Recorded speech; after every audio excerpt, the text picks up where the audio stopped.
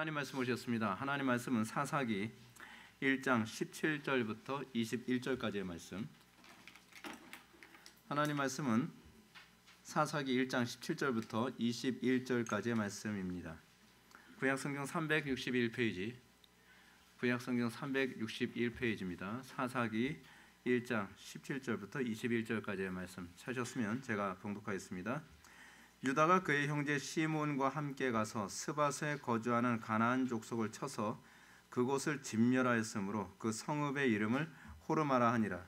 유다가 또 가사 및 그 지역과 아스글론 및 그 지역과 에글론 및 그 지역을 점령하였고, 여호와께서 유다와 함께 계셨으므로 그가 산지 주민을 쫓아내었으나 골짜기의 주민들은 철병거가 있으므로 그들을 쫓아내지 못하였으며, 그들이 모세가 명령한 대로 헤브론을 갈렙에게 주었더니 그가 거기서 아낙의 세 아들을 쫓아내었고, 베냐민 자손은 예루살렘에 거주하는 여부스 족속을 쫓아내지 못하였으므로 여부스 족속이 베냐민 자손과 함께 오늘까지 예루살렘에 거주하니라. 아멘. 이 시간은 사사기 네 번째 강의가 되겠습니다. 철병거가 있으므로라는 제목으로 하나님 말씀 증거하도록 하겠습니다. 철병거가 있으므로. 여러분들 잘 아시는 얘기처럼 인도에서 코끼리를 길들이는 방법이 있다 그럽니다. 코끼리를 길들이는 방법은 처음에 코끼리를 생포해서 좀 그 덩치가 큰 나무에다가 코끼리를 쇠사슬로 묶어버리는 겁니다. 그러니까 뭐 온몸을 묶는 건 아니고요, 발목만 묶습니다. 발목만 딱 묶고 나면 이제 처음에는 이 야생성이 있는 이 코끼리가 이 쇠사슬에서 벗어나기 위해서 갖은 애를 쓰죠. 계속 애를 쓰면 애를 쓸수록 발목엔 그 피부가 벗겨지고 피도 나고, 그리고 쇠사슬은 끊어질 생각도 하지 않고 또 나무는 꿈쩍도 안 합니다. 이 시간이 계속 반복되면서 점점 이 코끼리는 덩치가 산더미 같은데도 불구하고 그 쇠사슬에 묶여 있는 것에 대해 점점 길들여지기 시작을 합니다. 그래서 길들여진 만큼 야생성은 사라지게 됩니다. 이런 모습이 과연 코끼리만의 모습일까 하는 생각이 듭니다. 우리가 영적 야생성을 잃어버린 이 시대의 교회의 모습을 보면서 점점 세상에 살아가면서 어떻게 됩니까? 우리가 세상에 저항하며 사는 것, 소위 우리 기독교를 프로테스탄트라고 얘기하지 않습니까? 우리가 종교 개혁으로 탄생한 이 소위 개신교라고 부르는데, 엄밀히 얘기하면 개신교보다는 프로테스탄트가 더 좋은 명칭이라고 생각을 합니다. 프로테스탄트, 저항하는 사람들. 근데 이게 바로 교회의 정체성인데, 언제부턴가 교회는 저항하지 않습니다. 흐름에 끌려다닙니다. 그냥 조금 저항해서 말씀대로 산다고 나름대로 뭐 하는 것 같은데, 조금만 어려움과 좀 저항만 생기면 역시 안 되는 거야, 안 되는 거야. 그러면서 또 타협하고 그냥 길들여져 갑니다. 야생성은 없습니다. 우리가 믿는 믿음이 얼마나 대단한 것인지, 우리가 믿는 그 믿음이 어떠한 역사 속에서 주어졌는지 우린 그걸 망각해버립니다. 우리 신앙의 선배들은 동일한 성경, 동일한 말씀을 가지고 한 나라를 뒤엎었습니다. 히브리서 기자가 얘기하는 것처럼 한 나라를 이기기도 하고 믿음으로 목숨을 걸고 싸우기도 하고, 여러분 그 믿음이라고 하는 것, 하나님의 말씀을 믿는 믿음 안에 거하는 성도는 사실은 세상에 감당할 수 없는 그런 야수와 같고, 그리고 코끼리와 같습니다. 근데 점점 길들여져 갑니다. 많은 시간이 지나면서 길들여져 갑니다. 그래서 조금 어려움 생기면 별다른 저항 없이 역시 안 되는 거였어 하면서 굴복하고 저항하고, 저항하지도 않고 그냥 무릎 꿇어 버립니다. 그래서 우리는 이렇게 얘기합니다. 역시 나는 어쩔 수가 없어, 어쩔 수가 없어. 이것은 사실은 우리가 거듭나기 이전에 우리가 길들여지는 모습입니다. 아담과 하와가 타락하기 이전의 인간은 하나님의 말씀대로 순종하고, 그리고 아무리 거친 땅이라도 경작해내며 하나님의 나라를, 기경을 날마다 경작하는 그런 그리스도와 그런 피조물로 창조됐습니다. 그것이 바로 우리 인간입니다. 인간은 원래 하나님의 형상대로 창조됐고요, 하나님께서 명령하신 대로 우리가 순종하며 따를 때에 이 세상이 복종하게 되어 있습니다. 하나님께서 우리를 뭐라고 어떻게 창조하셨습니까? 다스려라, 그 정복하라, 땅에 충만하라. 그게 바로 우리 아닙니까? 근데 우리는 이제는 다스리지 않습니다. 정복하지 않습니다. 그리고 통치 행위를 더 이상 하지 않습니다. 조그만 어려움 생기면 그것에 끌려다니고 그냥 그것이 인생이라고 생각을 하면서 그냥 아무 의미 없이 세월을 보내가며 살아갑니다. 그래서 우리 나쁜 습관들, 게으른 습관들, 그리고 우리가 가지고 있는 모든 못된 성품들, 이걸 길들이지 못하고 이것에 우리가 그냥 노예로 살아가죠. 여러분, 진리가 뭡니까? 진리. 성경은 예수님은 그러십니다. 진리가 너희를 자유롭게 하리라. 진리 안에 있을 때 우리가 정말 자유로워집니다. 근데 도대체 그 자유가 뭡니까? 자유가 방종을 의미합니까? 제가 결론적으로 먼저 말씀드린다면 우리에게 주어진 자유. 여러분, 이 코끼리를 길들일 때에 있어서 이런 문제가 있잖아요. 처음엔 통나무에다가 그 큰 나무에다가 묶어놓고 길들이고 난 다음에 그 다음에는 조그만 통나무, 그냥 우리가 밀어도 굴러가는 통나무에다가 이 쇠사슬을 묶어요. 그리고 코끼리 다리에다 또 묶습니다. 그래서 코끼리가 도망가려고 또 나름대로 발을 좀 움직였다가 이 잘라놓은 통나무에 좀 저항을 느끼면 못 도망가나 보다. 그러면서 그냥 체념해버리고 말죠. 우리가 이제 그런 상태 아닙니까? 진리는 우리에게 뭘 가르칩니까? 야, 너희들에게 있어서 너희들은 더 이상 저 나무에 묶여있는 존재가 아니야. 너희들은 해방됐어. 너희들은 저항을 하면 이 모든 걸 움직일 수 있어. 그것이 진리거든요. 그런데 우리는 끊임없이 사탄한테 가스라이팅 당하죠. 우리의 죄악된 본성에 우린 태어날 때서부터 내 나쁜 습관, 내 버릇 이런 거 우리는 이것에 너무 오래 길들여져 있어서 어떻게 해요? 난 저항할 수 없어. 난 안 해본 게 아니야. 그렇죠. 안 해본 게 아니죠. 근데 그때는 거듭나기 이전이기 때문에 안 된 겁니다. 믿음이 없을 때는 안 됩니다. 왜냐하면 우리 힘으로 세상을 이길 수가 없습니다. 세상을 이기면 이것이 너의 믿음이라. 믿음이 이기는 겁니다. 우리의 힘으로 이기는 게 아닙니다. 근데 자꾸 우리의 힘으로 이겨보려고 애를 씁니다. 그러면서 점점 우리는 패배의식에 빠져들죠. 고린도서 5장 17절은 우리의 정체성을 뭐라고 얘기합니까? 새로운 피조물.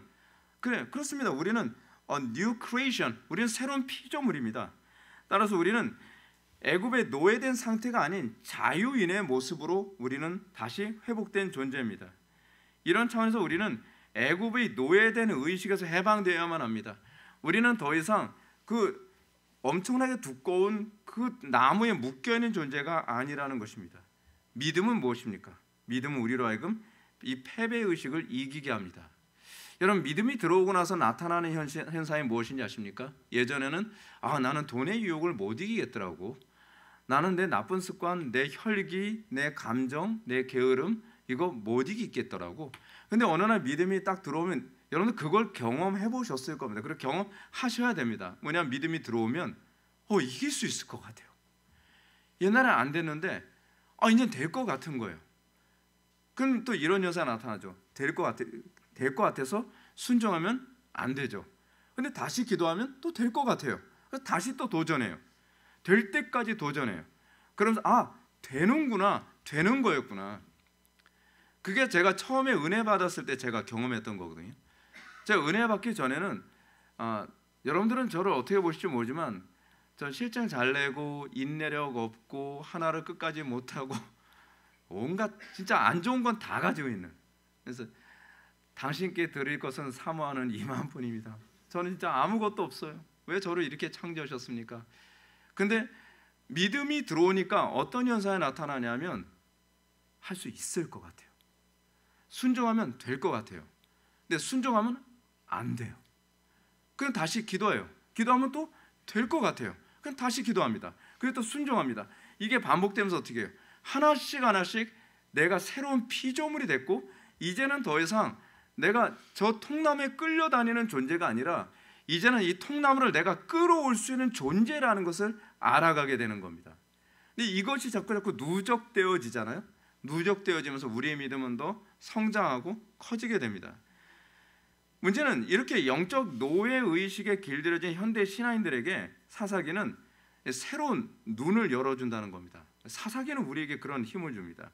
즉 복음은 노예로 사는 삶이나 패배 의식의 삶이 아니라 날마다 승리를 향해 전진하는 이 정복자의 삶이 무엇인가를 우리에게 제시해주고 있습니다. 저는 이 시대 교회가 다시 이것에 눈을 뜨고 각성을 해야 될 때라고 생각을 합니다. 한국 교회가 너무나 오랜 세월 동안 사회 구조와 문화와 정치와 철학 이 모든 것에 패배 의식이 빠져가지고 아무런 저항도 하지 못합니다. 안 될 거야, 안 될 거야. 안 되죠. 내가 하니까 안 되죠. 하나님은 하십니다. 하나님께 능치 못할 것이 없는 것을 믿으시기 바랍니다. 우리가 지난주에 살펴봤던 온니엘은 어떤 사람이었습니까? 정말 패배를 모르는, 패배를 두려워하지 않는 진정한 성도의 모습을 보여줍니다. 이것은 영적 노예에서 해방된 진정한 영적 자유로 사는 성도의 모습이 어떤 모습인지 알 수 있게 됩니다. 우리는 온니엘의 모습에서 신앙의 야성을 보게 됩니다. 환경에 구애받지 않고 자신의 연약함에 구애받지 않습니다. 여러분, 세상을 이기지 못하는 건 하나님이 약해서가 아니라 내가 약해서입니다. 하나님이 어리석어서가 아니라 내가 어리석어서입니다. 하나님이 능력이 없어서가 아니라 내가 능력이 없어서 그렇습니다. 그런데 우리는 하나님을 믿는다고 하면서도 안 될 것 같다는 거예요. 그거는 우리가 여전히 하나님을 믿는 믿음이 무엇인지를 잘 몰라서 그렇습니다. 그래서 여러분, 믿음을 가진 사람들에게 나타나는 특징이 굉장히 긍정적입니다. 그 사람들에게는 긍정적인 에너지가 굉장히 많습니다. 여러분, 이 여호수아서를 여러분 보면서도 느꼈지만 여호수아와 갈렙의 특징이 뭡니까? 저는 이 믿음이 바로 이런 거라고 생각을 합니다. 민수기 13장, 민수기 13장에서 나오는 얘기가 12정탐꾼 사건 아닙니까? 12정탐꾼을 가나안 땅에 보냈습니다. 근데 그 사람들이 뭐라 얘기합니까? 저 사람들은요, 갔더니 기골이 장대하고, 그리고 저 사람들은 어렸을 때서부터 전사고 뭐 막 그런 얘기하면서 저들에 비하면 우린 메뚜기와 같습니다. 그렇게 얘기합니다. 그러면서 저들하고 싸워서 절대로 못 이길 거다라고 하는 이 패배의식, 그렇죠? 그런 것에 완전히 길들여져 있습니다. 근데 여호수아와 갈렙은 어떤 태도를 견지하죠? 저들은 우리 밥이라, 저들은 한 끼니 식사거리도 되지 않는다. 허풍이 아닙니다. 그게 우리가 하나님을 믿는 믿음 안에 있었을 때 나타나는 사람들. 저는 여러분들 이거 안 들어가면 신앙이 뭔지, 신앙이 왜 위대한지를 여러분 알 수가 없습니다. 여러분, 특히 요한복음에서 그 얘기가 많이 나오는데 세상 이기면 이것이니 너의 믿음이라. 어떻게 믿음이 세상을 이기는가? 여러분, 그게 납득이 됩니까? 근데 그게 됩니다. 믿음이 들어오면 나의 용기가 아니라 믿음이 들어오면 되겠는데? 뭐 이런 마음이 들어오는 거예요. 되겠는데? 제가 우리 교회 제가 초기 사역했을 때 우리 교회에서 했던 게 제가 기독교 강요를 설교했잖아요. 기독교 강요. 기독교 강요. 진짜 기독교로 강요해도 진짜 심하게 강요하는 책이죠. 예, 엄청 강요합니다. 근데 기독교 강요를 제가 학교 다닐 때 완독을 한 번 했거든요. 왜냐하면 신대원 3학년 때인가 그때 숙제가 그거였어요. 기독교 강요 방학 동안에 완독을 해야 학점이 나온다는 거예요. 그래서 진짜 코피 터지게 읽었습니다. 근데 기독교 강요가 4권으로 돼 있잖아요. 그러니까 여러분들이 아는 소위 3권은 하나가 이제 2권은 합본이라서 이제 3권이지 사실은 4권입니다. 1권, 2권, 3권, 4권으로 돼 있어요. 근데 기독교 강요를 다 읽고 나서 몸살 났어요. 너무 어려워서. 이거 성경보다 더 어렵다. 그렇게 생각했어요. 너무 어렵다. 근데 하루는 제가 기도를 하는데 성령께서 저한테 마음에 확신을 주시는 거예요. 기독교 강요를 설교하라고. 눈 뜨고 나서 보면 비현실적인 거예요. 아니, 이거는 읽는 건 고사하고, 이건 말하는 건 고사하고 읽는 것 자체가 어렵거든요. 아니, 아무도 기독교 강요를 설교하는 사람을 본 적이 없고 기독교 강요를 설교했다는 얘기를 들어본 적도 없습니다. 근데 또 기도하면 될 것 같아요. 또 눈을 뜨면 안 될 것 같아요. 또 기도하면 될 것 같아요. 그래서 이때는 순종을 했습니다. 순종이 뭐보다 낫다? 제사보다 낫다. 여러분, 구약에서 보십시오. 구약에서 정말 믿음의 사람들이 될 만한 싸움이기 때문에 싸운 것이 아니라 하나님께서 명령한 싸움이기 때문에 싸운 겁니다. 여러분, 여호수아와 갈렙하고요, 나머지 10명의 정탐꾼하고 어느 쪽이 현실적인 사람들입니까? 그냥 솔직히 까놓고서요. 예. 여러분, 믿음으로 얘기하지 마시고 그냥 까놓고 얘기해봐요. 누가 현실적입니까? 10명의 정탐꾼이 현실적이죠. 이건 상식이에요. 어떻게 보면 여호수아 갈렙은 허풍입니다. 저런 뻥쟁이. 그런데 뻥이 아닙니다. 그들은 하나님을 등에 업고 사는 것에 대한 확신이 뭔지 아는 사람들입니다. 역사는 그런 사람이 움직입니다. 역사는 하나님을 등에 업고 가는 것이 무엇인지 아는 사람이 역사를 움직입니다. 전 믿어졌어요. 그래서 순종했습니다.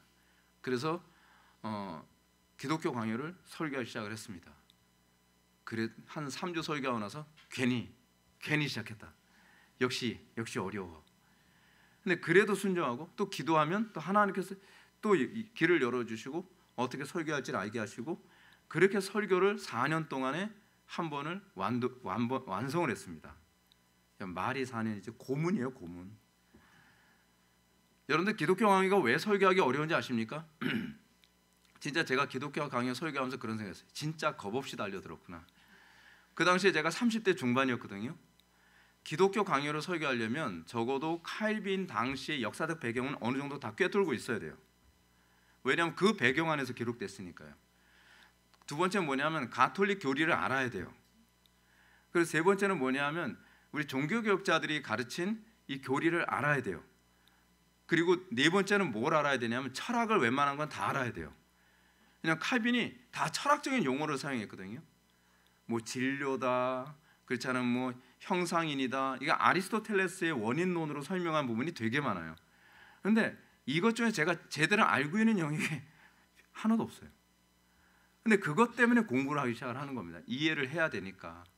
그래서 철학 공부도 하고 또 이 교회사도 공부하고 가톨릭 교리는 어느 정도 알고 있었으니까 가톨릭 교리와 제 조직 신학은 어느 정도 알고 있었으니까 그렇게 해가면서 설교를 하고 순종을 했더니 하나님께서 이렇게 열매. 그래서 제가 가지고 있는 신학은요, 칼빈의 기독교 강요가 기반이 됐습니다. 한 번 읽기도 힘든 기독교 강요를 그래서 덕분에 5번을 읽었습니다. 5번을요.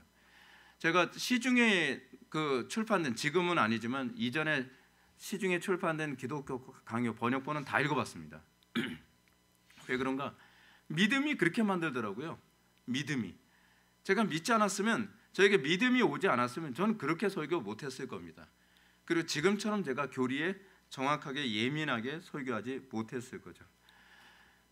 핵심은 그겁니다. 온니엘은요, 하나님께 순종하는데 패배를 두려워하지 않았습니다. 여러분 가나안 전쟁에서 여러분 기드온 전쟁을 여러분 보시면 아시겠지만 300명의 군사를 모집하는 방식이 있습니다. 두려워 떠는 사람 돌려보내라. 그리고 집에 있는 아내나 재산이나 뭐 그런 것들이 아까워하는 사람 돌려보내라. 그냥 오로지 하나님의 나라와 영광 위해서만 싸우겠다는 사람들만 모여라. 이것이 믿음의 기본입니다. 근데 그 안에서도 하나님께서는 어떻게 해요? 택한 사람들만 전쟁터에 나가라. 전쟁터에 나갈 수 있는 건 특권입니다. 특권. 이건 택한 사람들에게만 허락하시는 겁니다. 뭐 어떤 사람은 그렇게 얘기하죠. 뭐 어떤 사람은 개처럼 훑어먹어서 뭐 안 됐다. 손으로 모아서 이렇게 먹은 게 된 거다. 왜냐하면 손을 먹을 때 이렇게 막 적들이 오나 안 오나 막 그런 거 다 웃기는 얘기입니다. 그거 아니고요. 그냥 하나님께서 택하시는 방식이었어요. 그렇게 물을 먹는 사람만 이 전쟁터에 가도록 해라. 그렇게 300명이 모인 겁니다. 여러분, 우리가 하나님 나라 전쟁에서 싸울 수 있는 특권으로서 이 공동체에 모인 거예요. 특권인 줄 아셔야만 합니다. 싸우는 자리에 하나님 나라의 영광 위에 싸울 수 있는 그 공동체에 들어오는 거예요. 아무나 들어오지 않습니다. 저는 들어오고 싶은데요. 들어오고 싶다 하면 나갑니다. 우리가 이 땅 살아가면서 최고의 영광이 무엇이냐? 그의 나라와 그의 의를 위해서 싸우는 겁니다. 저는 예전엔 그렇게 생각하지 않았어요. 편하게 살다가 가는 게 복이 아닌가. 근데 성경을 연구하면 연구할수록, 그리고 제가 순종하면 순종할수록 이게 복이구나. 이게 복이구나. 왜요? 우리가 하나님 나라와 영광에서 싸우면서 얻는 노획물이 엄청납니다. 하나님 나라와 영광에서 싸우면 하나님께서는 이 모든 걸 더하여 주시는 은혜를 경험하게 하십니다.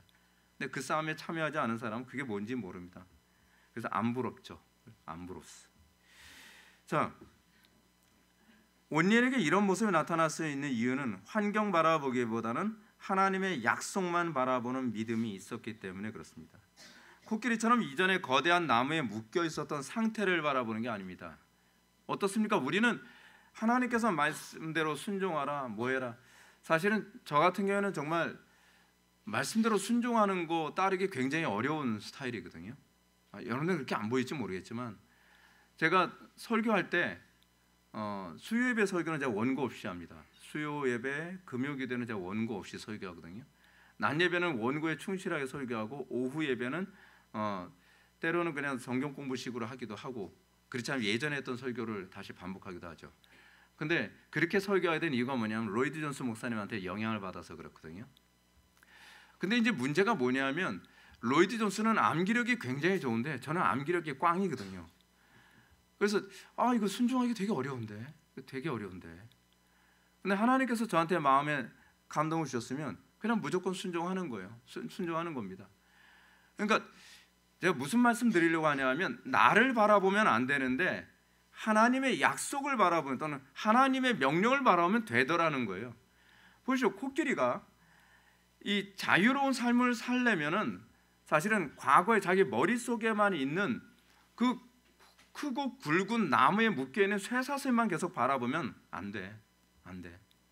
내가 많이 아무리 해봤는데 안 되더라고. 그때는 믿음이 없었을 때 안 됐던 겁니다. 그러니까 여러분 강단에서 설교한다는 게 얼마나 좀 스트레스 많이 받는 건지 아십니까? 강단에서 원고 없이 설교한다. 여러분 제가 또 말주변이 별로 없거든요. 지금은 안 믿지만 옛날에 그랬어요. 말주변도 별로 없고 논리적으로 말하는 것도 잘 못하고 기억력도 꽝이고 근데 순종을 하니까 하나님께서 다 채워주시더라고요. 다 채워주시는 거예요. 그러니까 여러분들은 저하고 사고방식이 약간 다릅니다. 저는 채워져야 순종한다는 사고가 아니라 순종하면 채워준다는 사고방식이에요.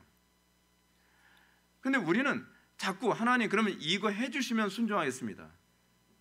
근데 성경 전체를 보십시오. 하나님은 항상 이렇게 말씀하십니다. 순종하면 줄게. 근데 우리는 자꾸 하나님하고 협상을 하려고 합니다. 주시면 순종할게요. 아니라니까. 순종이 먼저야. 그러면 내가 채워줄게. 근데 이거 어김없습니다. 하나님 절대로 하나님하고 거래하려 하지 마십시오. 그거는 불신앙입니다. 하나님께서 우리에게 마음에 그 마음을 주시면 또 순종하고 또 순종하고 또 순종하십시오. 이게 마치 뭐하고 똑같냐면 내가 봤을 땐 나의 현실은 큰 나무에 내 발목이 묶여있는 것처럼 느껴지지만 그게 우리가 오감을 가지고 현실을 바라보는 우리의 태도입니다. 근데 우리가 믿음으로 순종을 하면 신기하게 움직여지기 시작해요. 움직여지기 시작한단 말이에요. 이게 통나무가 아니라 그러니까 거대한 나무에 묶여있는 것이 아니라 한 토막에 그 통나무에 묶여있다는 것을 믿음으로 체감을 하게 됩니다. 그래서 이것이 하나님을 신뢰하는 데 점점 더 익숙해져 가는 거예요. 그래서 세상에 나가 싸울 때 남들이 보기에는 무모한 싸움처럼 보이는데 우리는 무모해서 싸우는 것이 아니라 믿는 구석이 있어서 우리는 담대해지는 겁니다. 그것이 바로 세상 사람들이 우리를 볼 때 신비롭게 보이는 거죠. 믿음이 성도들로 하여금 더 이상 장애와 환경과 장애에 노예처럼 끌려다니지 않게 합니다. 우리는 그리스도 안에서 이미 해방되어 거대한 통나무에 묶여 있지 않습니다. 지금 우리에게 저항을 주는 것은 조그만 통나무에 불과합니다. 이것을 깨닫고 믿음으로 반응하는 사람들이 바로 그리스도인입니다. 주님이 말씀하셨잖아요. 세상에서는 너희가 환난을 당하나 담대하라. 내가 세상을 이겼노라. 아니 주님께서 이기셨다고 우리에게 선포하셨잖아요. 너희들도 이길 거라고 말씀하셨잖아요. 그럼 순종해야죠. 마치 이 말씀 무슨 말씀 같습니까? 야 내가 이미 그 나무를 밑둥이부터 잘라놔 버렸어. 지금 네 발목에 약간의 저항은 느껴지겠지만 그 환난 같은 게 느껴지겠지만 그건 이미 잘려진 조그만 통나무에 불과해 라고 우리들에게 말씀하고 계시는 겁니다. 근데 사탄은 우리들에게 끊임없이 가스라이팅하죠. 아니야 너는 해방되지 않았어. 너는 여전히 노예야. 해봐. 너 나가면 이제 죽는다니까. 너 나가면 이제 작살 나는 거야. 그러니까 자꾸 이렇게 가스라이팅 당하니까 또 순종하는 게 무서운 거예요. 근데 믿고 순종해 보십시오. 달라집니다. 어떻게? 달라지네. 믿음은 현실을 바라보는 것이 아니라 더 현실적이신 하나님의 명령을 바라보는 겁니다.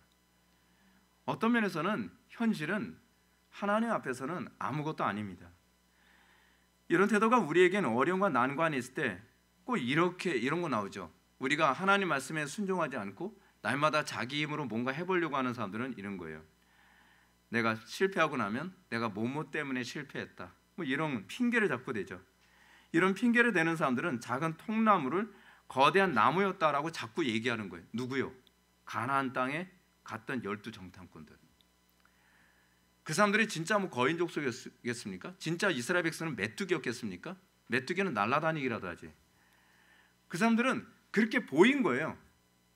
그들이 거인처럼 보였고 자기네들은 메뚜기처럼 보인 겁니다. 그러면서 핑계를 대는 거죠. 저 사람들은요 거인이었고요, 우리는 메뚜기에 불과합니다. 사탄이 주는 끊임없이 그런 가스라이팅에 그리스도인들이 거룩한 전쟁에 수행해야 된대. 주님께서 뭐라고요? 가정을 들어 싸워라, 이길 것이다. 직장에 가서 싸워라, 이길 것이다. 세상에 나가 싸워라, 이길 것이다.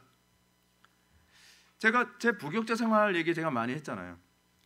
제가 어느 교회 가든지 제가 가는 그 학생부나 중고등부 청년부는 진짜 개판이 아닌 곳이 없었습니다. 그래서 제가 하나님께, 주님 왜 저는 괜찮은 교회는 안 보내주시고 왜 이런 교회만 자꾸 보내주시나요? 막 이제 기도를 하는데 하나님께서 제 마음속에 딱 그 마음 주시더라고요. 교회들이 거의 다 그래. 그 교회만 그런 게 아니라 거의 다 그래. 그러면 하나님께서 저한테 주신 건 뭐예요? 그럼 뭐 해야 될까요? 전쟁을 해야 될 터전을 주셨으면 무조건 이겨야죠. 여러분 그게 군인 아닙니까? 군인은요 싸울 만한 곳을 붙여주면 가겠습니다, 그런 거 없잖아요. 위에서 야 넌 저희 가서 싸워, 그럼 네 가서 싸울게요. 싸우다 죽으면 그것도 영광이라고 생각을 하는 거죠. 그럼 제가 간 곳은 뭐 별 희한한 교회 굉장히 많았습니다. 근데 그런 교회 가서 일단은 싸워서 이기고 돌아오는 거예요. 무조건 싸워서 이기고 돌아오는 겁니다. 어떻게 싸우냐? 제가 딱 가면은 학생부나 주일학교나 중고등부 또는 청년부 이런 데 보면은 완전 개판 5분 전이거든요. 그러면 이제 애들을 위해서 이제 기도하는 거죠. 1시간 기도하고 가서 설교했는데 애들이 상태가 너무 안 좋아요. 그럼 2시간 기도하고 그 다음 주에 또 설교하면 애들이 안 좋아요. 제가 기도를 많이 하면 많이 할수록 애들 상태는 더 기분이 안 좋아해요. 예. 그래서 3시간 기도하고 또 갔더니 애들이 상당히 안 좋아하더라고요. 그래서 매주마다 철야하면서 기도를 했어요. 그러니까 애들이 막 박살이 막 나는 거예요, 막. 예. 왜요? 나는 이길 것 같으니까요. 이길 것 같으니까. 이상하다. 그러니까 그런 거죠. 왜 애들이 안 변하지? 저는 그렇게 생각을 하거든요, 설교하면서. 근데 다른 부교육자들은 저보고 뭐라고 얘기하냐면, 제가 이제 설교를 막 엄청 열심히 막 회개하라고 막 뒤에서 밖에서 다 들리잖아요. 그 전사님, 다른 부서 전사님 들어가서 씩 웃으면서 지나가요. 그 제가 교육자실 딱 들어가면 한 분이 이제 땅콩 먹으면서 아유 안 돼요. 요즘 애들 그렇게 하면 안 돼요. 애들 뭐 치킨도 사주고 그리고 수박도 한 통씩 사주고 그러면서 뭐 피자도 사주고 그런 애들 이렇게 다독거려야지 막 야단치고 회개하라. 아예 안 돼요. 안 될까요? 나는 될 것 같은데. 근데 그분들은 이미 안 된다는 것에 대한 확신이 너무 커요. 안 된다는 것에 대한 확신이 큰 사람이 어떻게 세상을 바꾸겠습니까? 나는 된다는 확신이 너무 강한데. 그러니까 저는 안 되는 게 이상한 거고요, 그 사람들은 된다는 게 이상한 거예요. 그러니까 제가 그렇게 사역해서 애들이 막 변하잖아요. 그러면 그분들은 되게 이상하대요, 신기하대요. 애들이 어떻게 변하지? 작년에 애들하고 너무 다른데? 작년 애들은 되게 속색이던 애들인데 올해 애들은 같은 애들인데 오히려 도와주는 애들로 바뀌는 거예요. 왜요? 하나님은 할 수 있죠. 우리가 못한다고 해서 하나님이 못하시는 게 아니거든요. 군대에서 소위 군발이 정신이라고 있죠. 예, 이게 나쁘게 얘기해서 군발이고 좋게 얘기하면 군인 정신. 군인 정신이 뭡니까? 안 되면 되게 하라. 전 진짜 너무 이거 되게 마음에 들어요. 안 되면 되게 하라. 근데 왜 이걸 하느냐? 민간인 상태에서 들어온 이 사람들이 전쟁터에 나가서 전쟁할 수 있는 기능을 만들려면 그 기능에 있어서 우선순위가 뭐냐면 안 되는 걸 되게 하는 법을 배워야 돼요. 민간인 상태에서는 안 되면 어쩔 수 없어의 상태에 있거든요. 그래서 이 민간인 상태에서 들어온 사람들을 머리를 빡빡 깎고 얘네들을 신체적으로 단련하고 정신적으로 단련하면서 얘네들 하는 것이 뭐냐면 안 되는 걸 되게 하는 법을 배우게 하는 거예요. 저는 조교 출신이었잖아요. 군대에서 명령하는 건 진짜 말 걷지도 않은 명령만 되게 시켜요. 근데 그게 일종의 정신교육 중에 하나라는 걸 제가 알았어요. 한 번은 아침에 딱 출근을 딱 했는데 집합했더니 그 중대장이 딱 오더니 야 오늘 제가 조교 출신이니까 조교도 이제 공방기 때는 주로 작업을 하거든요. 그래서 작업을 하라고 이제 범위를 정해주는 거예요. 그래서 산을 딱 보여주면서 자, 잘 봐. 여기서부터 여기까지 깎아. 근데 말이 여기서부터 여기지 산을 다 깎는 거예요. 근데 산을 다 깎는데 뭐 도구도 별로 없어요. 낫은 고참들만 가질 수 있게 낫은 기껏해 한 대여섯 개. 나머지는 삽이고 톱이고 뭐 꽃게이고 뭐 그거 가지고 이제 하는 거예요. 말도 안 되죠. 그러면 해가 떨어질 때까지 계속 다 깎는 거예요. 나무 뭐고 다 깎는 거예요. 다 삽으로 쳐서 깎고 뭐 손바닥에 물집 다 생깁니다. 그러면 중대장은 이제 딱 되면 이제 퇴근할 때는 딱 많이 깎았네. 수고했어. 집합. 그래서 돌아가. 근데 그렇게 하고 나서 우리가 볼 때 어떻게? 내가 생각해도 대견해요. 이야, 저걸 우리가 다 깎았다는 거예요? 제가 아는 어떤 분이 계신데 그분은 우리 형 이제 이 관계를 잘 기억하셔야 돼요. 제 형님의 와이프의 친구의 남편이에요. 누군지 잘 모르시겠죠? 그냥 패스. 근데 그분이 특공대 출신입니다. 특공대 출신이에요. 근데 그분이 이제 과거에 훈련 받았던 얘기를 하는데 그분이 부대에서 이제 딱 이것만 준대요. 대검 하나, 그리고 하루치 식량 하나, 그리고 나침반, 그리고 지도만 딱 주는 거예요. 그리고서 어디에다 갖다 놓냐면 한 번도 간 적이 없는 산소에다 딱 떨어뜨려 놓고 부대까지 알아서 돌아오라는 거예요. 그러면 그 사람이 나침반을 보면서 오는데 이게 하루 이틀 가서 돌아올 수 있는 거리가 아니거든요. 몇 주 정도 걸어가야 돼요. 그럼 식량 문제를 어떻게 해결했어요? 그럼 그다음서 처음에는 이제 보급품 가지고 딱 먹는데 보급품 다 떨어지면 그다음에 어떻게 하죠? 그다음부터는 대검을 꺼내야죠. 대검을 꺼내 가지고 뭐 토끼고 여우는 없겠죠. 토끼고 뭐고 무조건 잡아서 다 먹는 거예요. 일단은. 그래서 일단은 그거를 또 식량도 비축을 해야 되잖아요. 그러니까 지나가는 뱀은 잔뜩 잡아가지고서 다 잡아서 허리에다 지롱지롱 달고 다녀요. 그래서 지나가다가 이게 군인 PX 같은 데 있잖아요. 군부대가 이제 가다 보면 몇 개 있으니까 거기 딱 들어가면 그때 이제 수염 이렇게 잔뜩 나 있고 세수 안 하고 목욕 안 한 데서 막 몸에서 냄새 엄청 많이 나고 눈빛은 맨날 짐승 잡아가지고 눈빛이 막 살벌하고 그 사람은 막 턱이 진짜 각져가지고 진짜 의지 강하게 생겼거든요. 그분이 딱 가지고서 PX에 갔대요. 하도 이제 새로운 걸 먹고 싶으니까. 그래서 요거하고 요거 적어 주세요 그랬는데 옆에 뱀이 막 주렁주렁 달려있으니 기겁을 해서 다 도망가더래요. 근데 그렇게 싸워서 하나씩 생존하는 법을 배우고 나니까 이 사람은요 안 되는 게 되게 할 수 있다는 걸 알게 되는 거예요. 근데 여러분 제가 하나님께 훈련받은 게 좀 그거였거든요. 제가 20살 때서부터 제가 하나님께 달달달 볶였거든요. 근데 제가 20살 때 하나님께서 진짜 제가 청년부 맡았을 때 제가 그 당시에 신학생은 아니었고 그 당시 청년부 회장을 제가 맡았었는데 20살 때 그 청년부가 어떤 청년부였냐면 교회에서 담임 목사님이 학을 떼어가지고 다음 해에는 청년부 해체시켜버리겠다 하는 청년부예요. 예배 마치면 얘네들 다 뭐 술 마시러 가고 뭐 담배도 피우고 뭐 그러는 모임들. 근데 저는 그 교회에 온 지 고3 때 왔으니까 별로 친하지도 않고 동갑내기들하고만 좀 친한 거예요. 그러니까 제가 그 교회 청년부를 딱 맡았을 때는 진짜 대책 없다. 대책 없다. 근데 제가 청년부를 맡았으니까 제가 하나님께 기도한 게 뭐냐면 주님 제가 하루에 1시간 이상씩은 기도하겠습니다.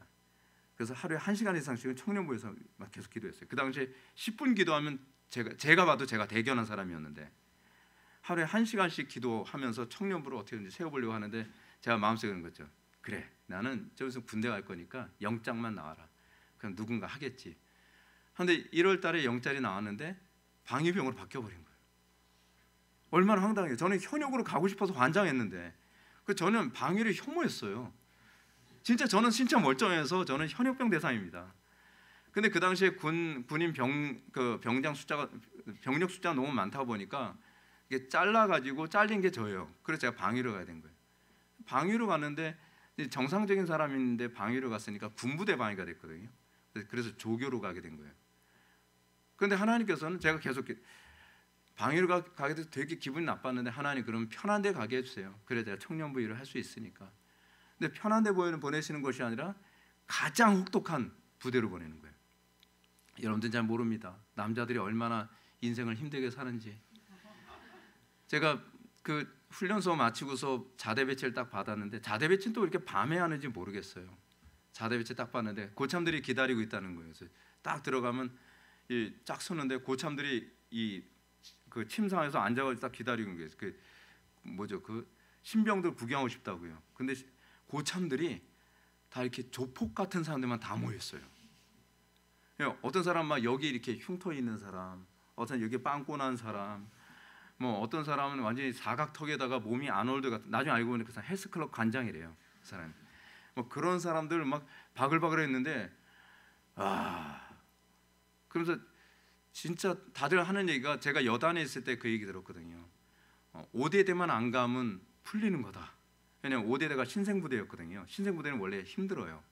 그러니까 제가 거기서 진짜 간절하게 하늘 보호자로 움직이는 마음으로 주여 5대대만 안 가게 해주십시오.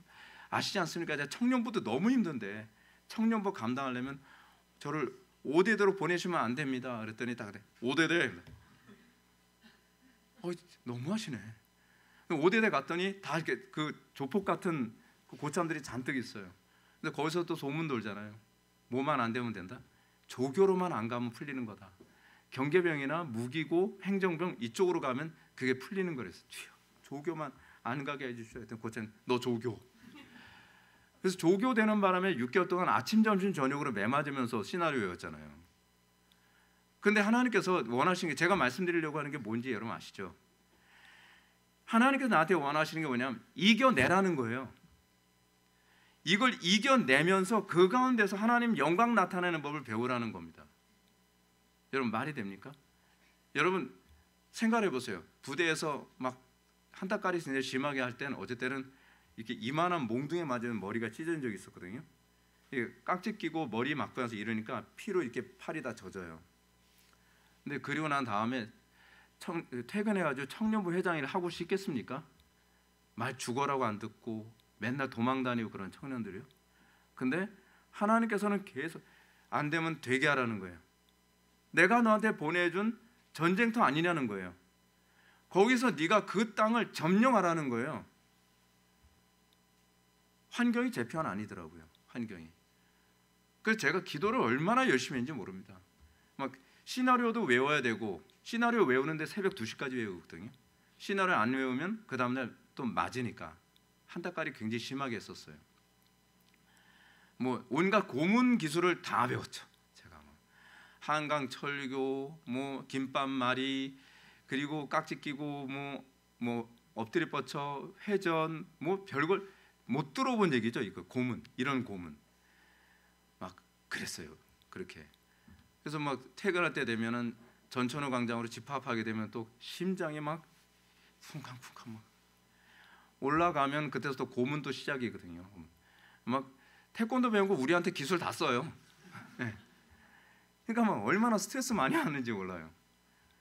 근데 그 가운데서도 청년부 살려내라. 청년부 이렇게 세워라.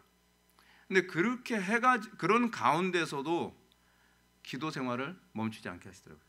새벽 2시까지 시나리오 외우다가 조는데도 일어나면 기도 안 해도 어떡하지? 이러면 어떡하지? 그러면 막 길거리 가면서 기도하고 버스 안에서 기도하고 잠깐 조교 통제하다 잠깐 쉬면 또 앉아서 막 기도하고 그러는 가운데서 청년부가 8월 달에 부흥이 일어나더라고요. 청년부가 완전히 달라졌어요. 청년부가요. 그 당시에 또 제가 맡은 청년부는 전도사님도 없죠. 그리고 그 예배당 다 때려 부셔가지고 청년부 모일 공간도 없어요. 왜냐하면 예배당 건축한다 그러다 보니까. 그럼 진짜 아무것도 없는 상태잖아요. 어떻게 보면 전쟁을 하는 데 있어서 모든 최소한의 장비도 없이 맨손으로 싸우는 거하고 똑같은 상황인 거예요. 예배당도 없죠. 그리고 청년부실도 없죠. 그리고 청년들은 다 개판이죠. 그리고 저는 사람들하고 친하지도 않죠. 그런 가운데서 하나님께서 살려내는 법을 배우라는 거예요. 감정 개판이죠. 제가 이 군 생활하면서 하도 제가 시달리니까 고참들한테 막 제가 속으로 이제 마음으로 죄 많이 졌습니다. 그래서 하도 막 열이 받으니까. 근데 그러면서 하나님께서 해내게 만드시는 거예요. 해내고 나니까 그 다음부터 이제 신학교 다니면서 목회 사역 하는데 별로 무섭지 않더라고요. 야, 이보다 더한 것도 싸웠는데, 이거보다 더한 것도 내가 이겨내는데. 그러니까 가면 격파하고 가면 격파하고 그런 겁니다. 군인은요, 한계를 인정하는 쪽이 지는 겁니다. 한계를 인정하면 자기가 아무리 좋은 장비를 가지고 있어도, 숫자가 아무리 많아도 지는 겁니다. 에스더서의 바로 뒷 백그라운드 되는 사건이 하나 있죠. 뭐냐면 300영화입니다. 300영화에서 크세르크세스, 그러니까 크세르크세스 왕이 페르시아 군대를 몰고서 300명의 스파르타 군대하고 싸우는 장면이 나오는 게 300영화잖아요. 근데 300영화처럼 여러분 팬티만 입고 싸우면 죽습니다. 예, 절대로 페르시아 스파르타군이 팬티만 입고 싸우지 않았습니다. 그 영화 속으로 멋있게 만들려고 했는데 큰일 납니다. 그건요. 예, 따라하면 큰일 나요. 근데 이 군인들이 전쟁을 하는데 무서운 게 뭐냐면 300명의 사기, 절대로 이 한계를 인정하지 않은 300명이, 이건 실제로 역사에서 있었던 일이거든요. 한계를 인정하지 않은 300명이 수만 명의 스파르타군을 진짜 물리쳤다는 겁니다. 실제로 이 크세르크세스가 그 충격이 너무 심해가지고 본국으로 돌아가는 가운데 그때 했던 잔치가 바로 에스더서 1장입니다. 예, 그런 배경이 있었던 거예요. 여러분, 우리는 전쟁을 숫자로 한다고 생각을 하죠. 그렇지 않습니다. 전쟁은 사기로 합니다. 전쟁은 믿음으로 한다 그 얘기입니다. 그래서 군인들이 훈련을 받는 건 정신무장입니다. 도저히 불가능해 보이는 상황이 주어져도 절대로 패배하지 않는다고 하는 확신을 가지고 나가 싸우는 것. 우리 그리스도인들, 우리의 신앙의 선배들이 그 싸움을 해서 날마다 이긴 역전의 용사들이었습니다. 초대교회 때서부터 여러분 그리스도인들 숫자가 많지 않았습니다. 적은 숫자가 로마를 바꿔버렸습니다.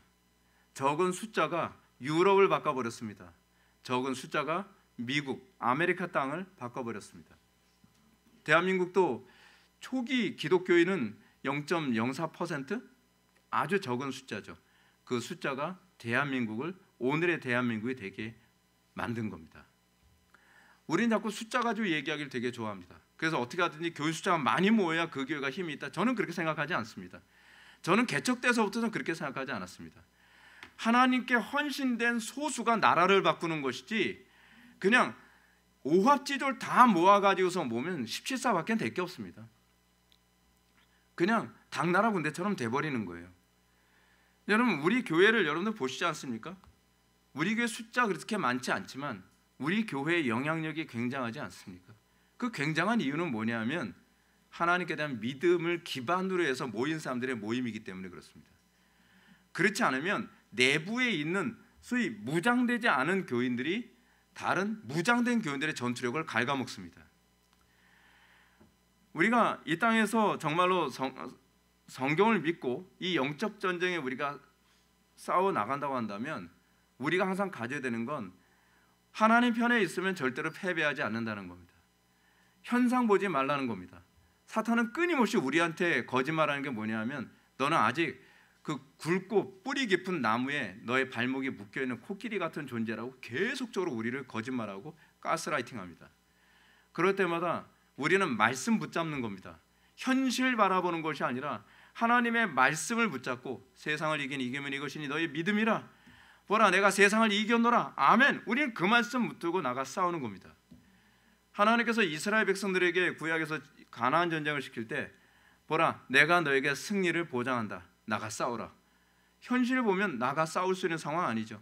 우리가 사사기에서 나오는 기드온 전쟁 보게 되면 하나님께서 이스라엘한테 요구한 게 무엇입니까? 내가 저 군대를 네 손에 붙였노라. 자, 이제 너희들은 항아리만 들고 나가라. 말이 됩니까? 아니, 붙였다는 거 오케이. 근데 무슨 항아리하고 횃불입니까? 횃불로 지져 죽입니까? 아니, 납득이 안 가잖아요, 도저히. 근데 우리는 순종하는 겁니다. 우리는 하나님의 뜻이 어디 있는지 알 수가 없잖아요. 항아리로 때려 죽여봐 일회용이에요. 깨지면 그만이니까. 그래서 기독교는 소망을 잃으면 더 이상 전쟁에서 이길 수가 없습니다. 믿음, 소망, 사랑 이 세 가지는 항상 있을 수 있는데 그 중에 제일은 사랑이죠. 근데 그 중에서 우리에게 있어서 중요한 신앙의 요소는 이 소망입니다. 이 소망이 영적 전쟁에서 이기는 가장 중요한 도구로 사용되어집니다. 가정에서 여러분들이 하나님 말씀대로 가정을 이끌어가는데 잘 됩니까? 하루아침에 안 됩니다. 소망이 있기 때문에 인내하게 되는 겁니다. 목회하면서도 여러분 우리 교회가 이 정도까지 이런 영적 흐름을 만드는데 하루 이틀에 됐을 것 같습니까? 한 1년, 2년 만에 됐을 것 같아요? 아니요, 15년 걸렸습니다. 근데 소망이 있으니까 이거를 할 수 있다고 하는 그 믿음이 뺏겨지지가 않은 거예요. 될 텐데 왜 안 되지? 틀림없이 될 텐데. 그 소망이 우리로 하여금 인내케 만들고 그 소망이 우리의 모든 영역을 정복해 나가고 회복시키는 원동력으로 작용하게 됩니다. 우리는 절대로 이 거대한 나무에 발목이 묶인 그런 코끼리가 아닙니다. 우리는 이미 자유케 됐습니다. 그리스도께서 십자가에서 우리를 자유케 하셨습니다. 우리가 그것을 믿는다고 한다면 우리는 믿음으로 순종하고 하나님께서 명령한 그 전쟁터에 우리의 몸을 던지는 법을 배우기만 하면 됩니다. 애석하게도 오늘 본문에 나오는 유다는 환경을 정복하는 하나님 나라의 군병으로서 부족한 모습을 보이고 있습니다. 19절 말씀 다 같이 한번 읽겠습니다. 19절 읽겠습니다. 시작.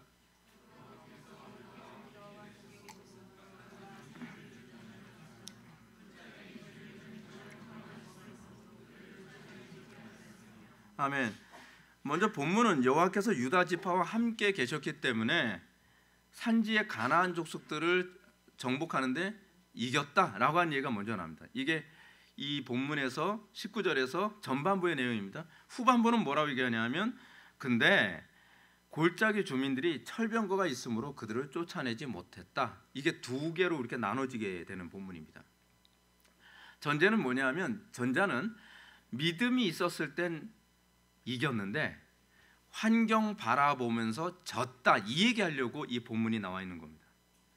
전자는 유다가 여호와 하나님과 함께 승리했다는 사실을 알려주면서 이 유다의 전쟁의 원인이 그들의 탁월함에 있지 않고 은혜에 있었음을 사실은 설명하고 있는 겁니다. 근데 이런 거 있잖아요.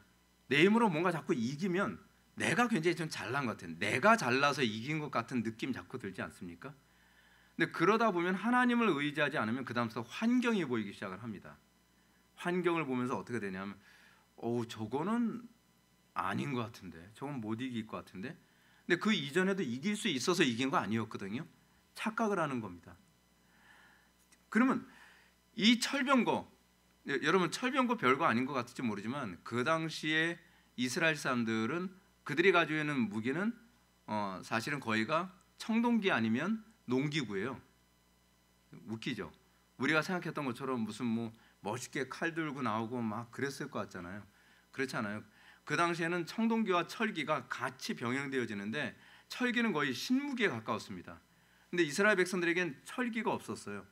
그런 상태에서 그쪽은 철기 것만 있는 것이 아니라 철기 뭐예요?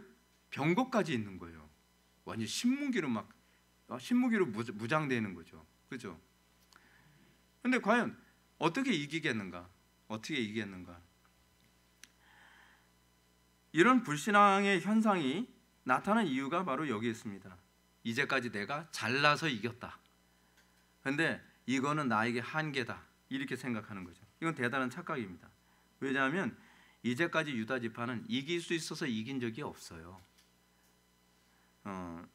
마치 이런 거 있잖아요. 체스 얘기하면 좀 여러분들 좀 거리감 있습니까? 장기. 어떤 사람이 장기를 둡니다. 장기에 딱 주는데 누가 자꾸 훈수를 두는 거예요. 야 여기서 이렇게 하면 저거 먹을 수 있어. 오 그러네. 그래서 매번 이겨요. 근데 그러다 보면 자기가 굉장히 장기를 잘 두는 줄 알아요. 그래서 어떻게? 너 이제 비켜봐. 내가 알아서 다 할게. 야 이 정도쯤이야. 근데 내 실력으로 해봤더니 제대로 이길 수 있는 사람이 없는 거예요. 착각을 하는 거죠. 자기 실력으로 이겼다고 생각해요. 유다 지파가 그 착각을 하고 있는 겁니다. 유다 지파가 이제껏 한 번도 내가 실력이 있어서 이긴 게 아닌데 내 실력으로 이긴 것처럼 생각을 하면서 굉장히 막 철병거 있는 저 군대 보니까 저거는 내가 전략상 이기기 힘들 것 같다. 중요한 건 하나님께서 싸우라고 하신 전쟁이냐 아니냐만 중요할 뿐이에요. 하나님께서 붙여준 싸움인데 내가 그것을 이길 수 없다고 생각한 겁니다. 근데 이런 관점은 하나님의 주권을 제외한 관점입니다. 자, 여러분들 제가 이런 질문 던져볼게요. 여러분들 인생 살아가면서 여러분들 이길 만한 싸움은 얼마나 될 것 같습니까? 없어요, 사실은요. 우리가 굉장히 대단한 것 같죠? 그렇지 않습니다. 예수를 믿고 나서 우리가 처음에 깨닫는 것이 뭐냐면 토탈 이너빌리티. 제가 난예배 때도 말씀드렸죠. 내가 아무것도 아니구나. 나는 아무 능력도 없구나. 내 지혜와 내 용기와 내 능력 아무것도 아니구나. 근데 그거 잘 깨닫기 어렵습니다. 굉장히 깨닫기 어려워요. 저도 초기 때 은혜 받고 나면 제가 20대 초반에 막 은혜를 받고 나니까 에너지 넘치고 혈기방자하고, 그러니까 이게 내가 하는 건지 은혜로 하는 건지 가끔 가까우다 이게 감이 잘 안 와요. 막 그러다 보면 하나님 빼고 내 힘을 하다가 막 박살날 때가 굉장히 많이 있거든요. 제가 처음 사역지를 갔었던 교회가 바로 그 케이스였습니다. 제가 가는 곳마다 막 박살내니까 이게 내가 되게 대단한 것 같아요. 그래서 야, 나만한 전도사 있으면 어디 있으면 나와보라 그래. 근데 어느 교회에서 저를 전도사로 오라고 딱 청빙을 하는데 뭐 저 정도쯤은 뭐 내가 다 해결할 수 있겠다. 그래서 하나님께 기도도 안 해보고 그냥 갔어요. 갔는데 그냥 개박살 났습니다. 진짜 하나도 되는 게 없는 거예요. 진짜 똑같이 했거든요. 다른 데서 사역했을 때처럼 똑같이 나름대로 기도도 열심히, 근데 기도를 열심히 하는데 기도가 이렇게 상달이 잘 안 되는 것 같은 거예요. 그리고 아무리 열심히 해도 애들이 안 바뀌어요. 다 속색이기만 하고 막 피로하기만 하고 머리도 잘 안 돌아가고 지혜도 잘 안 떠오르고 설교도 생각같이 잘 안 나오고. 그래서 제가 깨달았죠. 내가 교만했구나. 내가 잘나고 내가 똑똑해서 이제껏 내가 잘한 줄 알았는데 아니구나. 그래서 사임했어요. 하나님께서 그거 깨닫게 해주신데 이제 몸으로 그걸 깨닫고 나서 그 다음에 제가 하나씩 알게 된 거죠. 그 이후서부터는 저는 사역지를 정할 때는 항상 기도하고 정합니다. 하나님께서 보내시는 안 가요. 하나님께서 확신 안 줬을 때 못 갑니다. 무서워요. 하도 너무 박살이 났대서 무서워서 못 가게 하는 거예요. 근데 하나님께서 확신 딱 주시면 안 무서워요. 하나님께서 원하시는 되겠다 가는 겁니다. 그러면 백전백승입니다. 진짜 백전백승이에요. 근데 여러분, 하나님께서 유다에게 이 가나안 족속들을 붙여주셨을 때 유다에게 붙여준 이 족속은 하나님께서 철병거 있는 거 알면서 붙여준 겁니다. 또 하나님은 이 불리한 전쟁을 통해서 하나님의 영광을 나타내기 원하신 거죠. 여호와의 전쟁에 중요한 특징이 있습니다. 그것이 뭐냐면 내 힘으로 불가능한 전쟁을 이기게 하심으로써 하나님의 영광을 드러내는 데 목적이 있습니다. 그래서 이걸 대표적으로 잘 보여주는 게 기드온 전쟁이잖아요. 아니, 이기는 게 목적이 아니라니까요. 하나님의 영광이 나타나는 게 목적이에요. 그래서 하나님께서는 이기더라도 300명으로 몇만의 미디안 군대를 진멸시켜야 돼요. 왜냐하면 그래야 영광을 우리가 받는 것이 아니라 하나님께서 받으실 게 아니에요. 그러니까 여러분, 시편에서나 그렇지 않으면 선지서에서도 보게 되면 우리가 대등한 숫자를 가지고 나가 싸우게 되면, 기도원 전쟁에도 그 표현이 나옵니다. 이는 네가 네 힘으로 이겼다라고 자랑할까 함이라라고 얘기했어요. 하나님께서는 우리 힘으로 이기는 것이 아니라 하나님의 능력으로 이긴 거라는 것을 드러내기를 원하시는 겁니다. 그래서 저 같은 사람 쓰시는 거예요. 부족한 사람. 그래서 제가 하나님께 자꾸 왜 접니까? Why me? 저보다도 똑똑하고 저보다도 잘나고 저보다도 건강하고 저보다도 잘난 사람도 그렇게 많은데 왜 저를 쓰십니까? 그러면 항상 오는 응답은 그래서 쓰는 거야. 네가 부족해서. 자랑할 것이 없는 사람을 쓰시는 거죠. 하나님께서는 미련한 자를 들어서 지혜로운 자를 부끄럽게 하시고 약한 자를 들어서 강한 자를 부끄럽게 하시는 그런 하나님이십니다. 그래서 우리는 하나님께 쓰임 받는 게 감사할 뿐이지 내가 대단하다라고 생각하는 것은 어리석은 겁니다. 우리는 사실 하나님 앞에 아무것도 아니라는 사실이죠.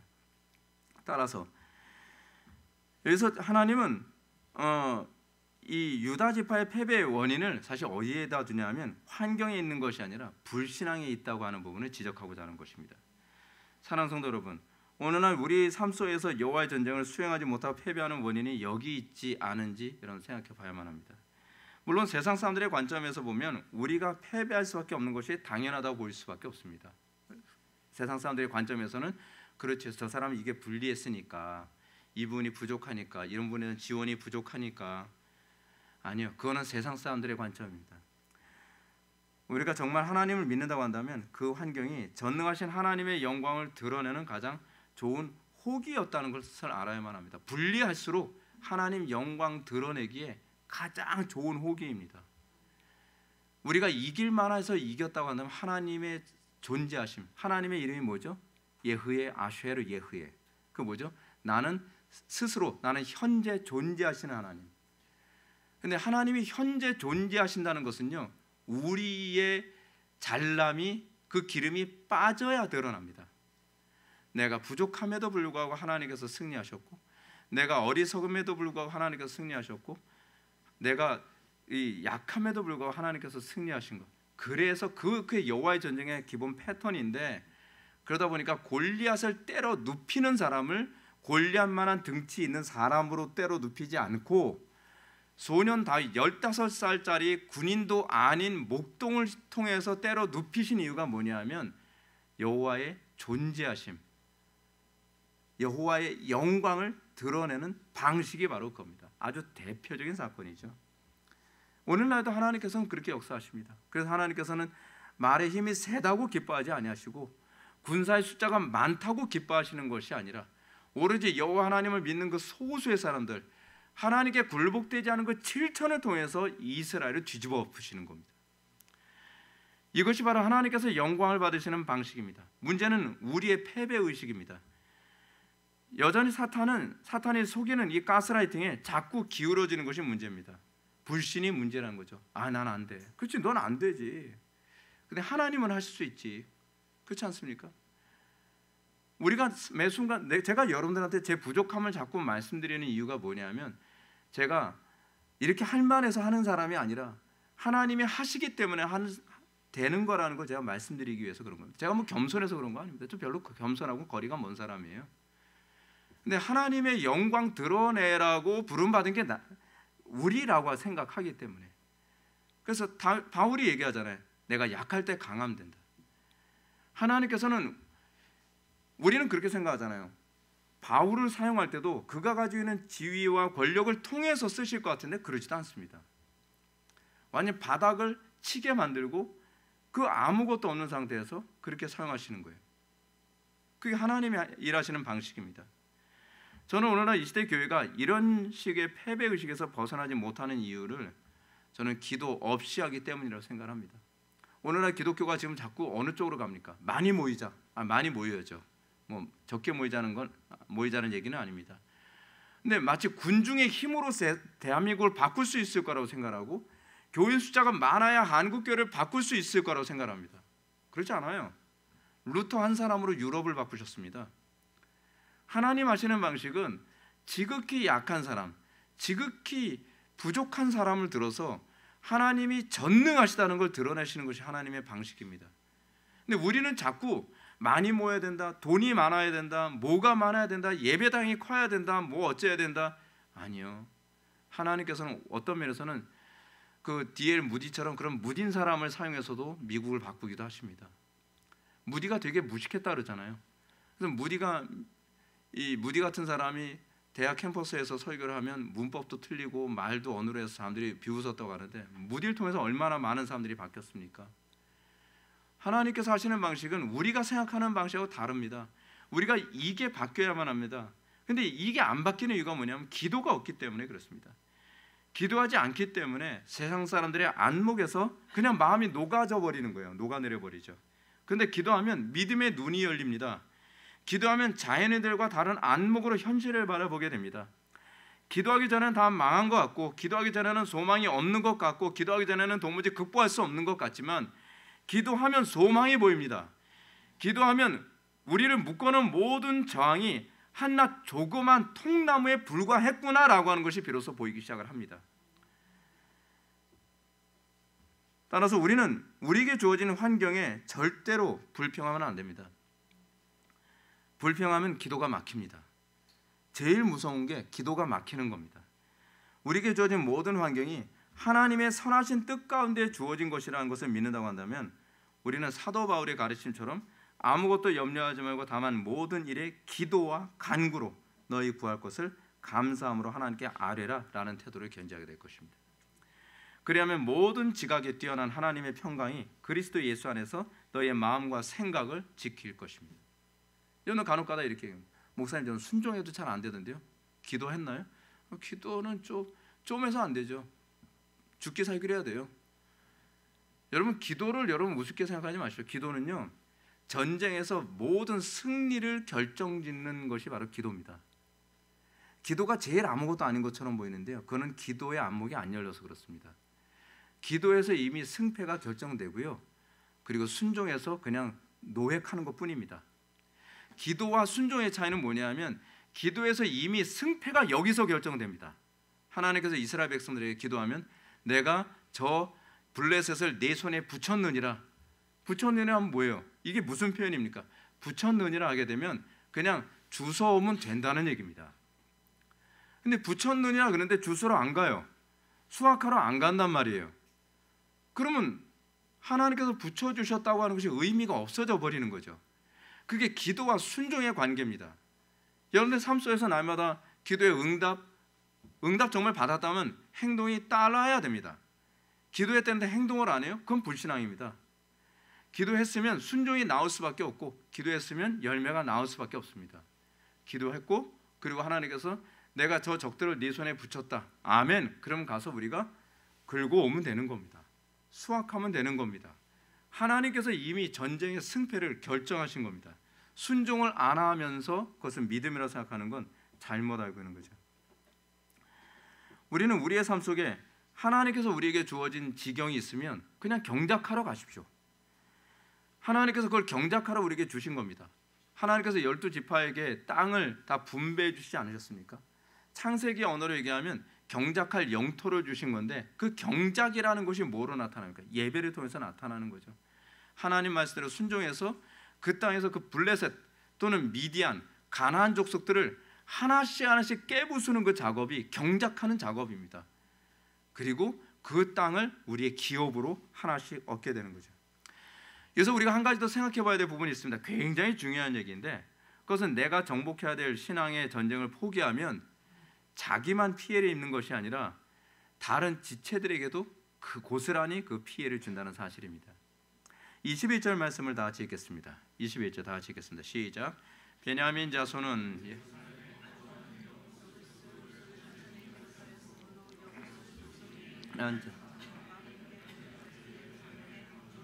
아멘.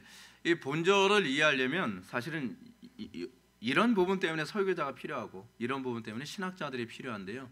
이 본문과 평행을 이루는 구절이 있습니다. 여호수아서 15장 63절입니다.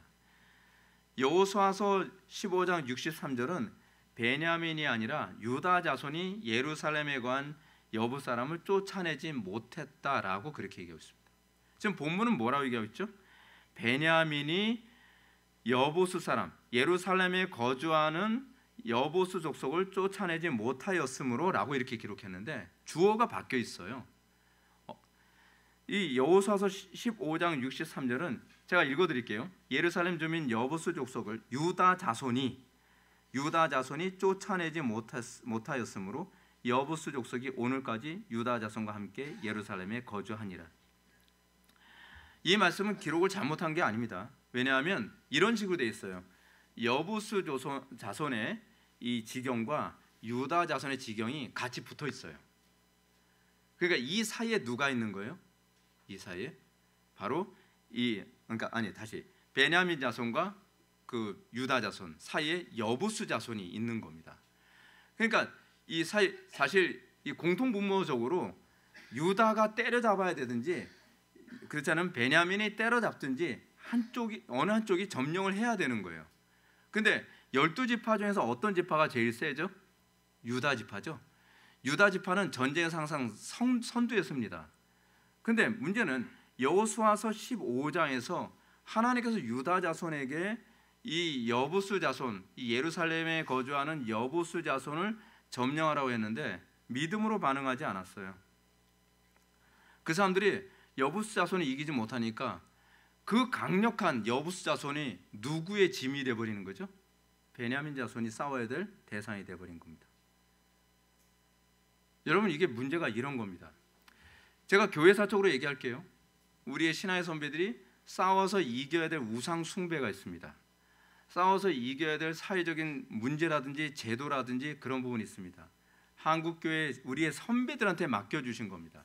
근데 선배들이 그 싸움을 안 싸웠어요. 그럼 그 싸움이 누구의 숙제로 그대로 오죠? 지금 여러분, 대한민국 이 지경 된 건 우리 선배 신앙인들이 싸워서 점령했어야 되는 그 영역을 그 사람들이 점령하지 않고 타협해버렸기 때문에 그 여부스 자손이 우리한테 그대로 와서 이제는 우리가 싸워서 우리가 점령해야 되는 그런 상태 되어버린 겁니다. 잘 보세요. 오히려 80년대나 70년대 교회는 지금 교회보다 훨씬 강력하고 훨씬 기도 많이 하고 훨씬 왕성한 마치 유다 지파 같은 교회 상태였습니다. 지금 한국교회는 어떻죠? 썩고 부패하고 게으르고 나태하고 기도 안 하고 그런 몇몇 교회들의 간신히 생존을 유지할 정도로 몸부림치고 있는 이런 상황에서 이 몇몇 교회들이 힘써가면서 썩은 정치, 썩은 문화, 썩은 교육, 썩은 이 사회 이거를 하나씩 하나씩 개혁하기 위해서 몸부림쳐야 되는 상황이 된 거죠. 이 상황이 바로 이 상황입니다. 성경에 나오는 이 상황은 사실은 유다 지파 때문에 베냐민 지파 안에 베냐민 자손 안에 이 여부스 족속이 같이 거주할 수밖에 없게 돼버린 거예요. 양쪽에 다 거주하게 돼버린 거죠. 사랑하는 성도 여러분, 하나님께서 우리에게 주어진 숙제가 있습니다. 하나님께서 우리에게 정복하라고 하는 과제가 있습니다. 그거 안 하면 그 숙제가 우리 다음 세대에게 갑니다. 우리가 소위 호미로 막을 걸 다음 세대는 가래로 막아야 되는 그런 상태가 돼버리는 겁니다. 지금 현재 우리가 겪고 있는 이 문제가 바로 그겁니다. 과연 이 정도까지 대한민국이 갔어야 됐을까요? 우리 전 세대가 만약에 호미로 막아줬다면 지금처럼 가래로 막아야 되는 이 지경까지 왔겠느냐 하는 것입니다. 제가 부교육자 생활하면서도 굉장히 많이 느끼는 게 그겁니다. 가면은 교회가 초토화되어 있습니다. 어디서부터 손을 대야 될지 도무지 모르겠는 거예요. 근데 그 이유가 뭐냐면 담임 목사님이 안 싸우신 거예요. 담임 목사님이 그 부분을 방치는, 왜냐하면 골치 아프다는 거예요. 그렇지 않으면 교인들 나가는 게 무섭다는 거예요. 그러니까 제가 와가지고 어때요? 제가 칼질을 해야 되는 거죠. 거기서 대판 싸우고 그것을 개혁하고 그 싸움을 해야 되는 거예요. 그러니까 마치 저는 베냐민 지파 같은 일을 했던 거죠. 그러므로 사사기 기자는 유다가 여부스 족속을 쫓아내지 못한 결과를 이렇게 언급합니다. 여부스 사람이 베냐민 자손과 함께 오늘날까지 예루살렘에 거하더라. 이스라엘 여러 지파 가운데 가장 전투력이 강했던 유다 지파가 여부스 사람을 쫓아내지 못한 결과는 같은 형제 지파인 베냐민 지파의 눈에 가시가 되도록 만든 겁니다. 평생 옆구리에 가시가 돼서 이 여부스 족속이 베냐민 지파를 계속 옆구리를 찌르게 만든 겁니다. 교회 안에서도 여러분 그렇습니다. 여러분 각자 각자의 포지션이 있습니다. 한번 보십시오. 어떤 사람은 화장실 청소하는 사람이 있고 어떤 사람은 어디 하는 사람이 있습니다. 근데 그거 안 하면 어떻게 됩니까? 누군가가 그 부분을 대신 일을 해야 되죠. 또 교회 안에도 지금 우리가 2025년 이제 맞이해서 우리는 직분자를 오늘 또 임명하지 않았습니까? 마치 오늘 그 직분자 임명 때문에 설교하는 것처럼 그렇게 돼버렸는데 각자 맡은 그 부분을 충실하게 하지 않으면 누군가가 짐을 2배, 3배로 져야 됩니다. 지금 이게 한국교회 안에서 비일비재하게 일어나는 부분이고 이 시대 안에서 흔하게 일어나는 부분입니다. 하나님께서 나에게 주어진 책임, 하나님께서 나에게 주신 영적 전쟁, 그거를 내가 해내야 됩니다. 내가 이것을 해내야 이걸 이겨낼 수 있는 거죠. 낙동강 전투의 그 중요한 부분이 뭡니까? 백선엽 장군이 낙동강에서 전투를 하는데 이런 얘기하는 거죠. 이쪽 여러 진영 중에 한쪽이라도 뚫리게 되면 여기는 우리는 다 몰살한다. 각자가 맡은 전쟁의 진영이 있습니다. 그 진영에서 내가 싸워서 거기는 내가 사수해야 되는 겁니다. 가정 안에서도 남편이 사수해야 될 영역이 있고 아내가 사수해야 될 영역이 있습니다. 그것을 게을리하고 그것을 등한시하면 그 짐을 남편이 다 지든지 아내가 다 지든지 그렇게 될 수밖에 없습니다. 우리가 그리스도인이라고 한다면 나에게 주어진 그 영역을 여러분 우리는 감당해내야만 합니다. 예수 믿었다는 게 뭡니까? 예수 믿고 나서도 나에게 주어진 영역에 대해서 등한시한다? 그게 무슨 예수 믿는 거예요? 지금 우리 세대가 싸워야 될 전쟁이 너무 많죠. 지금 영적 전쟁을 분과별로 따지면 정치, 문화, 교육, 철학, 과학 이런 영역에 싸워야만 합니다. 지역별로 서울, 경기, 인천, 충청, 전라, 강원, 경상, 제주 이런 모든 영역에서 각자 싸워야 됩니다. 근데 이 싸움이 안 되면 여기서 싸우는 사람이 다른 지역 가서 또 싸워야 되고 여기 싸우는 사람이 또 여기서 나가서 또 싸워야 되고 지치죠. 제가 가끔가다 제가 칼럼 쓸 때마다 느끼는 게 뭐냐면 제가 누구죠? 최근에 제가 이제 유신 진화론과 관련해서 제가 썼던 칼럼 중에 그 사람? 네, 팀 켈러에 대해서 제가 칼럼을 쓰면서도 이런 생각을 했습니다. 내가 지금 현장 목회하는 내가 왜 팀 켈러의 유신 진화론에 관한 이 철학적인 문제나 신학적 문제를 내가 왜 써야 되나 이런 자괴감도 가끔가다 들더라고요. 왜냐하면 그건 그 포지션은 신학자들이 해야 되는 포지션이거든요. 근데 신학자들이 그 포지션에서 안 싸우니까 그 짐이 누구한테 오는 거예요? 현장 목회하는 목사가 그 짐을 져야 되는 거예요. 여러분 이 땅은요 그렇게 살아가는 겁니다. 나에게 주어진 전쟁터, 나에게 주어진 지경, 거기서 여러분들이 싸워서 내 그 전쟁을 다른 사람에게 부담 주지 않는 것이 그것이 사랑입니다. 사랑하는 성도 여러분, 주님 오실 날 얼마 안 남았습니다. 그리고 우리에게 주어진 이 지경, 이거는 짐이 아니라 사실은 복입니다. 이것은 우리에게 주어진 기업이기도 합니다. 편하게 쉽게 살다가 천국 가겠다? 그런 싸구려 생각은 접어놓으시고 나에게 주어진 이 지경에서 어떻게 하든지 내가 더 그 지경을 넓히고 내가 그 안에서 어떻게 하면 더 하나님 나라의 기업을 더 많이 누릴 수 있을까를 고민할 수 있기를 바랍니다. 그런 사람이 정말 복된 사람인 것을 믿으시기 바랍니다. 기도하시겠습니다. 사랑이 많으신 하나님, 우리가 오늘 이 시간 사사기를 통해서 우리가 영적 전쟁을 어떻게 수행해야 되며 우리에게 주어진 이 지경을 어떻게 날마다 정복해 나가며 살아가야 될 것인지를 우리가 살펴보게 되었습니다. 우리가 우리 눈에 보이는 그 현상 앞에서 마치 코끼리처럼 길들여진 그런 인생을 살지 않게 하여 주시고 하나님의 언약만 바라보며 우리에게 주어진 선한 싸움을 날마다 승리로 이끌고 그래서 우리가 싸워서 점령한 우리에게 주어진 소명을 다음 세대에게 또는 주변 사람들에게 짐으로 떠맡기는 것이 아니라 오히려 나에게 주어진 소명에 충실하여 하나님 앞에서 착하고 충성된 종이라고 칭찬받는 주의 백성들 되게 하여 주옵소서. 예수님의 거룩하신 이름으로 기도올옵나이다. 아멘.